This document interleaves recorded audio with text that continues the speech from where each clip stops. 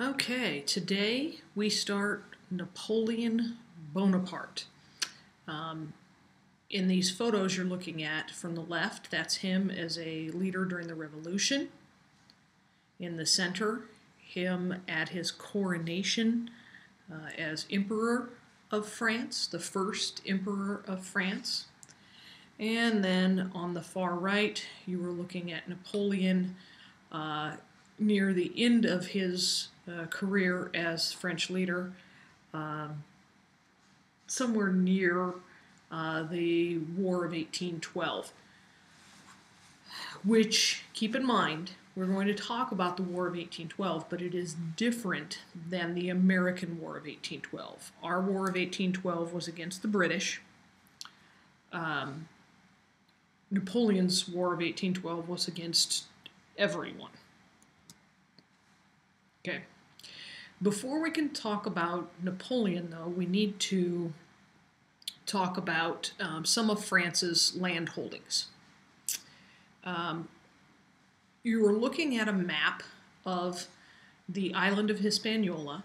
Specifically, we want to talk about Haiti, though at this time it is known as Saint-Domingue. Saint-Domingue. So go ahead and look at that bottom word. There had been a slave rebellion in 1791. Think about what year the French Revolution began. It's a year you need to know, so if it's not coming to mind, make a note for yourself that you need to memorize 1789 is the beginning of the French Revolution. So this slave rebellion starts in Haiti in 1791. Haiti was a French territory. It was a French colony. Because France was in the middle of their revolution, they couldn't react very quickly to the slave rebellion in Haiti. So Great Britain and Spain took advantage of this and invaded, hoping that they could stop the rebellion and capture the island of Haiti. France's revolutionary government, in response to this invasion by these foreign powers, issues a declaration that frees all men of color. And it hopes that they're going to gain those men of color's support against Great Britain and Spain, and that France will still be able to keep Haiti as a colony. It didn't work. The slaves, or the now freed slaves, did not necessarily jump in on France's side. They jumped in on their own side. So we have a three-way fight going on. And so eventually, the following year, in August of 1792, the French Revolutionary government sends troops to Haiti. They cannot handle three opponents at once, because at this point they're fighting Haiti, the freed slaves, they're fighting Britain, they're fighting Spain.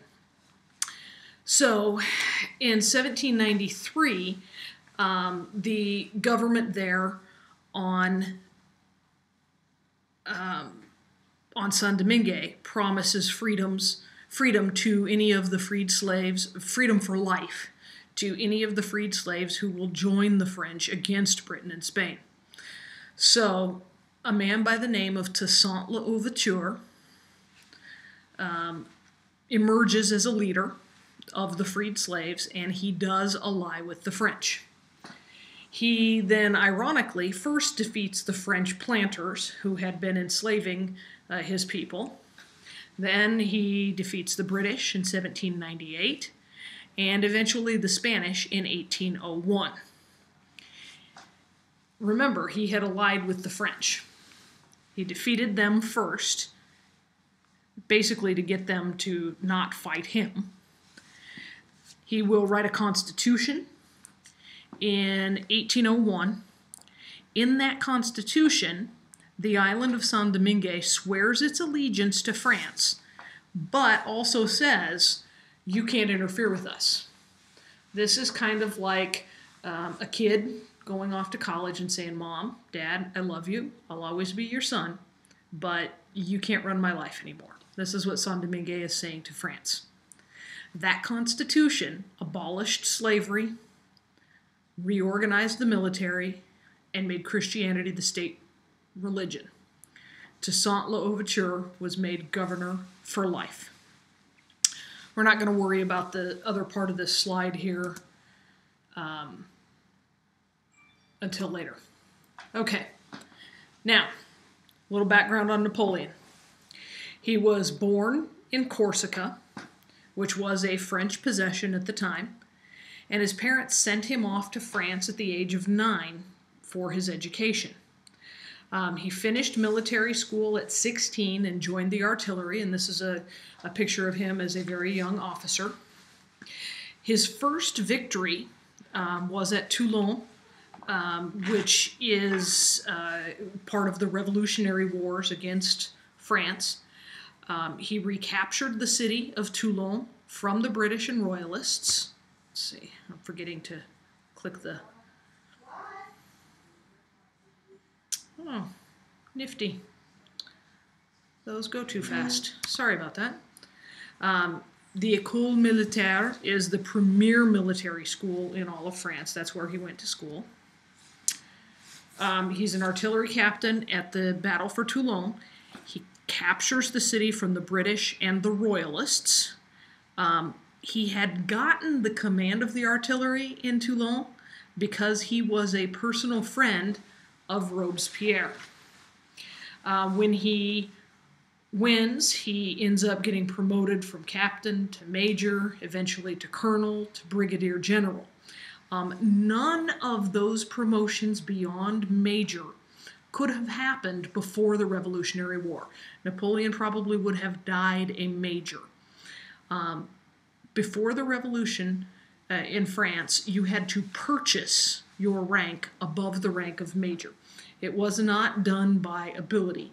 It was done by ability up to major, and then after that, you had to buy it. So that is one of the things about the Ancien regime that kept France kind of held back. After Robespierre is executed at the end of the Terror, Napoleon is labeled as a terrorist. Another friend of Napoleon's, one of the future 3 directors, if you remember the Directory, saved him from the charges against him and sent him back to the military. So twice now he's ended up where he was because of who he knew. He is then in position when the mob storms the Tuileries on October 4th, 1795, when they storm the convention to protest the new Constitution. That's when he delivers his whiff of grape shot that we've talked about before, saves the convention, becomes a national hero. So then he's made a general and sent over to Italy, where he is very, very victorious. And then he will get sent off to Egypt. And in Egypt, he's going to win some battles against Britain and its Middle East colonies. The problem is that France didn't have a very strong navy, and Egypt is clear across the Mediterranean Sea from France. And it would not do to send supplies down to Egypt by land. That would take too long. So France was trying to ship its supplies to Napoleon and his army across the Mediterranean Sea. Who did I just say Napoleon was battling in Egypt? Britain, good. And who has the largest, strongest, most powerful navy? In fact, yes, it's Britain. There's a reason that there's a song called Rule Britannia, and the first line of that song is Rule Britannia, Britannia rules the waves. Napoleon's supply line is continuously interrupted, destroyed, harassed by the British, and he never gets enough goods to be able to carry out his battle. By the way, the British naval commander at this time in the Mediterranean is an admiral by the name of Horatio Nelson. If you know anything about British naval history, you should recognize Nelson's name as a very significant one. He is recognized as a major British hero to this day. The situation is so bad for Napoleon that eventually he's forced to pull out before his entire army is destroyed and he is captured. And he returns to France in 1799. Once he's there, he kept his defeat in Egypt a secret. He kept it a secret from the press, and he used spies and influence, and some say maybe even bribes, to keep the news out of the public press.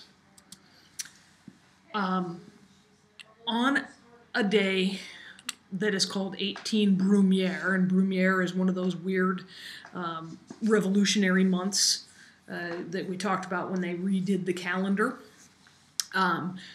So a guy by the name of Sieyès, S-I-E-Y-E-S, Sieyès, is the lead director of the directory, because remember there's 3 directors, so he's the lead director of the directorate. Napoleon has agreed to participate in a coup with him. Coup is C-O-U-P, not coop, C-O-O-P, that's where you keep your chickens. C-O-U-P-E is the little sports car that you take your sweetie out in on the weekend. C-O-U-P. That revolution is successful, and Napoleon is then named temporary consul, and thus begins the consulate, the final stage of the French Revolution. Once he is consul, Napoleon doesn't waste time reveling in his newfound power. He immediately starts fixing things in France. Right away, he writes a new constitution. And that new constitution provides for these things: universal white male suffrage. Remember, suffrage means what? Suffrage means the right to vote. So all white men can vote. Look, no property restriction. No property restriction. That's huge. Now, of course, there is an age restriction. I don't know it off the top of my head. But no, they're not letting 2-year-old white boys vote. There is a bicameral legislature. What does bi mean? 2, good. So a 2-house legislature. An indirect election, meaning you elect the electors and they choose the folks in the government. And then a plebiscite. What is a plebiscite? A plebiscite is a vote by all the people. We today in America would call it a referendum.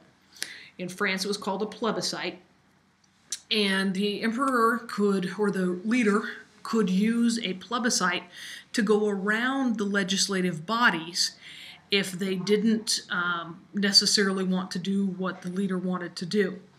The other nifty thing about the plebiscite is if the emperor had some influence with the folks who ran the ballot boxes at the local voting sites, it is possible that a plebiscite could be tampered with. A little ballot box stuffing, kind of in the way that Vladimir Putin keeps winning more than 100% of the vote in Russia when he runs for president. Okay, in 1802, Napoleon has asked the legislature to name him consul for life. And they say, no. It's only been, 13 years since we got rid of a guy who was king for life. And that wasn't working out so well for us. So you, Napoleon, no consul for life. 2 years later, Napoleon's Council of State, basically his equivalent of the British cabinet, offers him the title of consul for life, which they did not have the power to do. And once he accepts it, he holds a plebiscite, a vote of all of the people, and says, hey, I've been named consul for life. How do you feel about this? And remarkably, something like 98% of the French were cool with that. So it's quite possible there was a little ballot box stuffing. Napoleon then immediately abolishes the Republic and holds another plebiscite, another vote by the people, which names him hereditary emperor.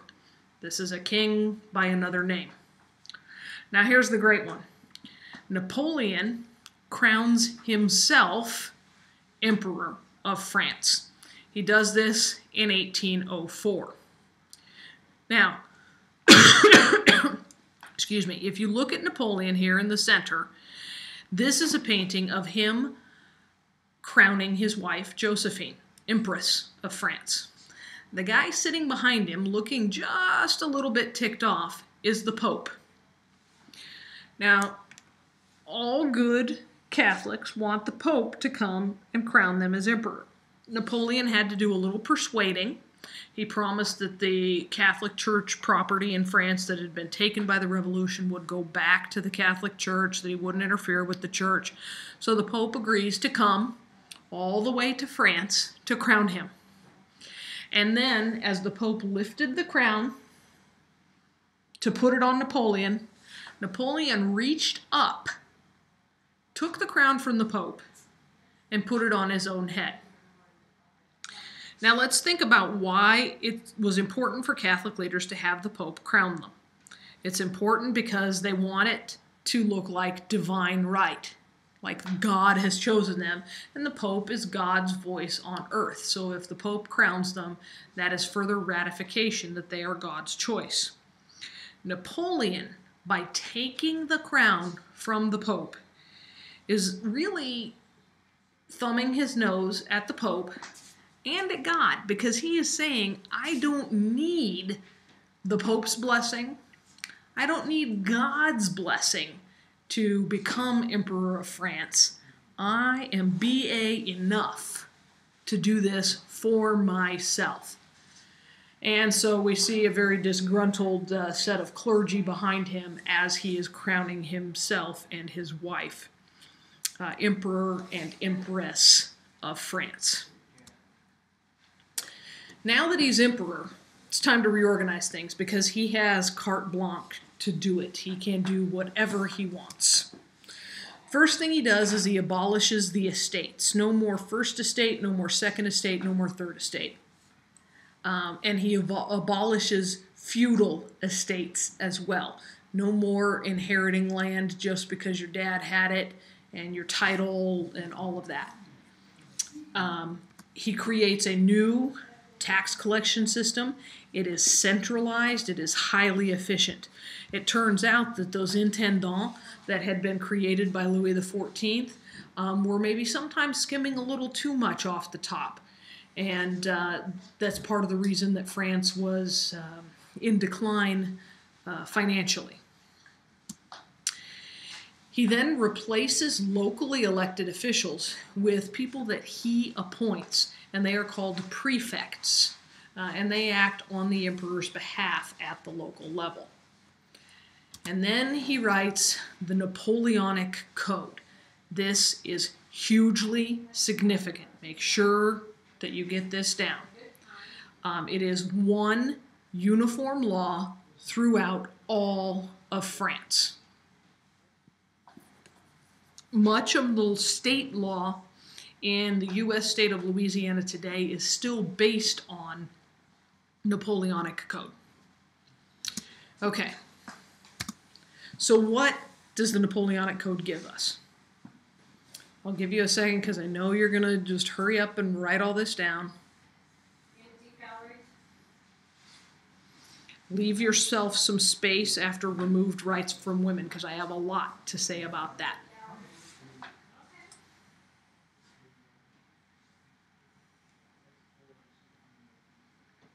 So the Napoleonic Code abolished all feudal privileges. No rights from your titles, no special tax exemptions for clergy or nobility. It establishes clear rules for contracts and leases and corporations. France was behind Great Britain in terms of catching on with the Industrial Revolution, which is what we're going to start talking about when we're done with Napoleon. The Napoleonic Code removed rights from women. And here's where we're going to talk some specifics. Under the Napoleonic Code, a married woman could not sell property. She could not run a business. She could not have a profession without her husband's permission. Ladies, how you feel about that? It's a little over 200 years ago. Under the Napoleonic Code, fathers had the sole right to control their children's financial affairs. Fathers had the sole right to consent to marriages. And a father could imprison his children, or any child of his, for up to 6 months without cause.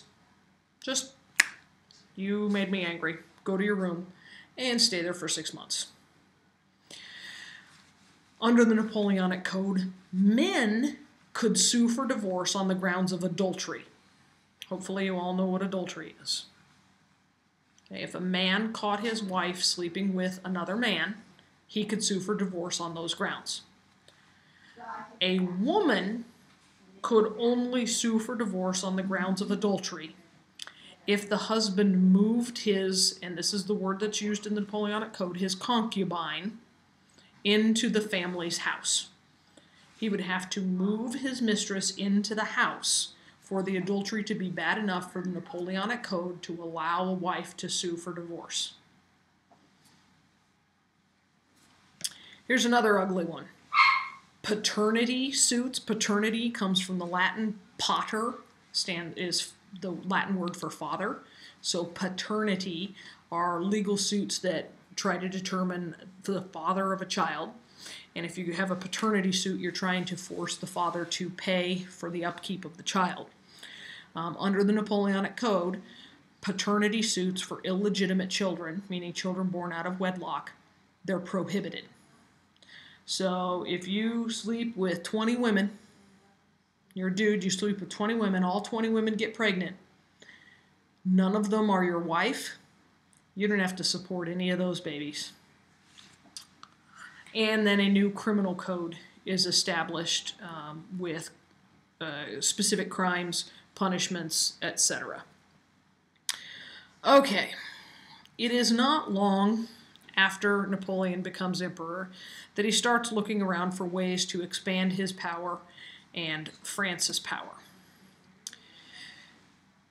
The continental system is Napoleon's effort to diminish British power in Europe. It is enacted by Napoleon to deny the British profit from trade.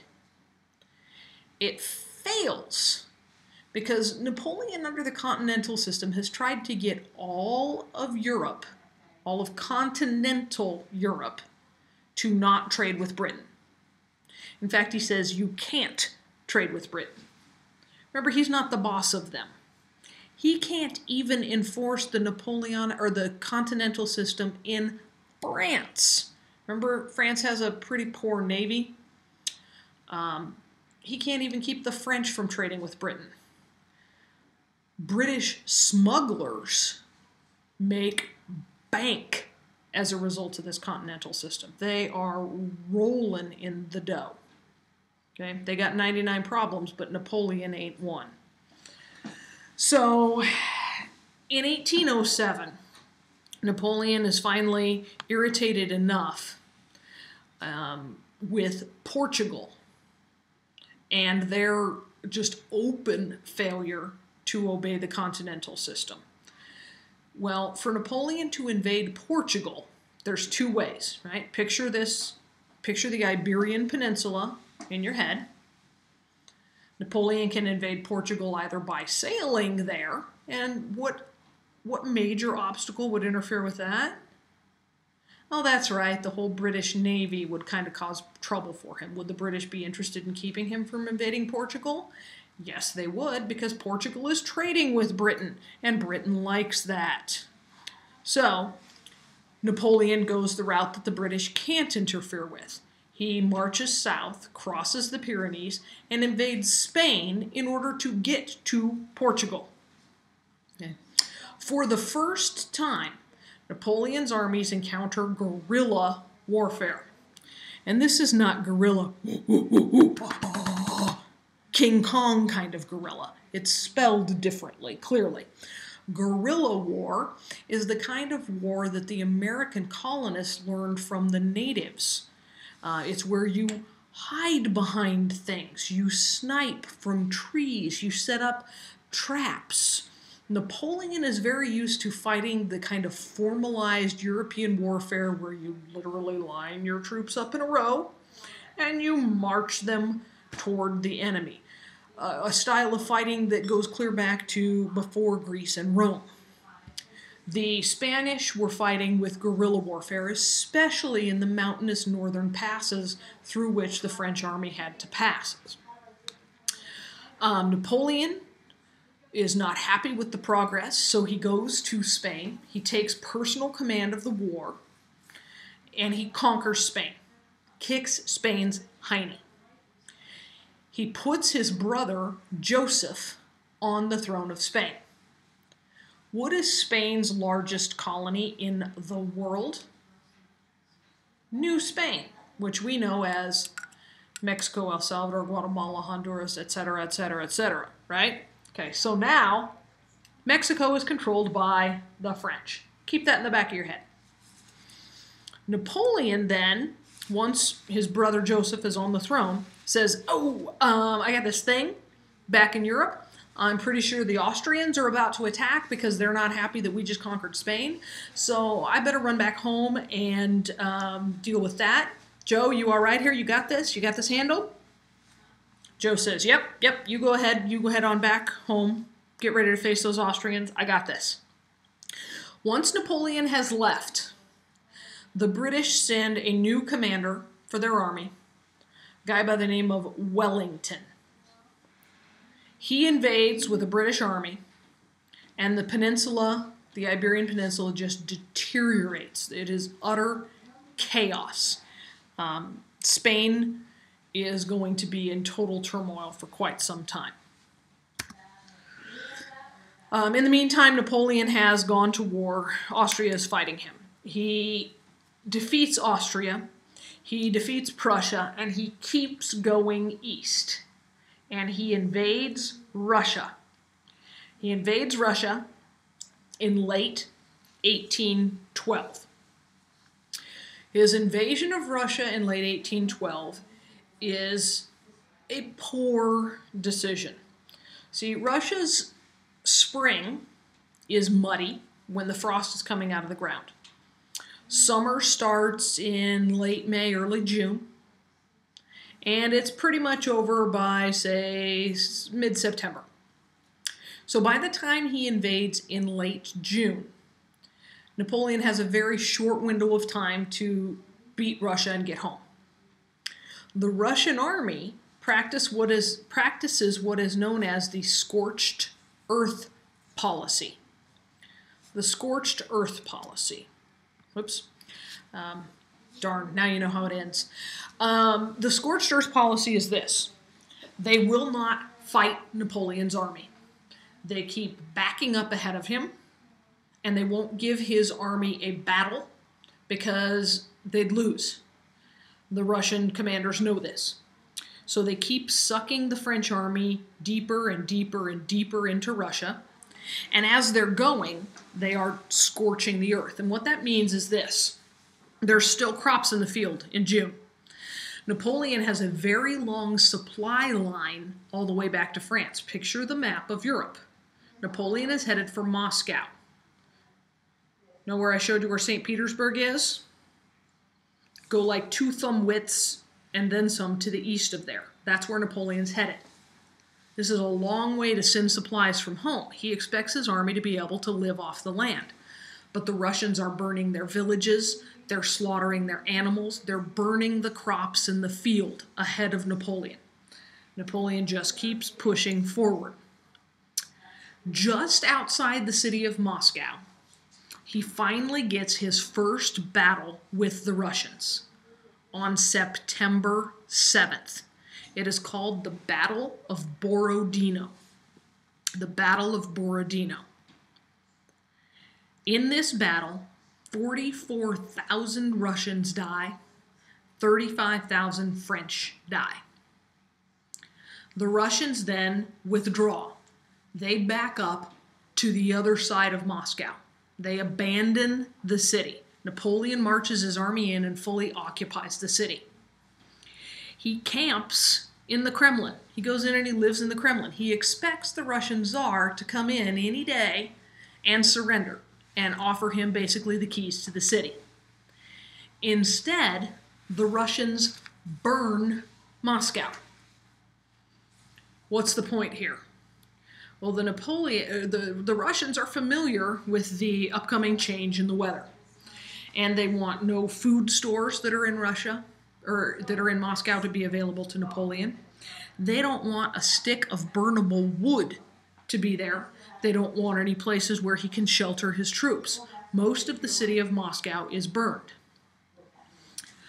Napoleon, for his part, is concerned. If he doesn't get back home, he's going to be stuck here, supplyless, shelterless, freezing cold with his army, and nobody's back home in France minding the store.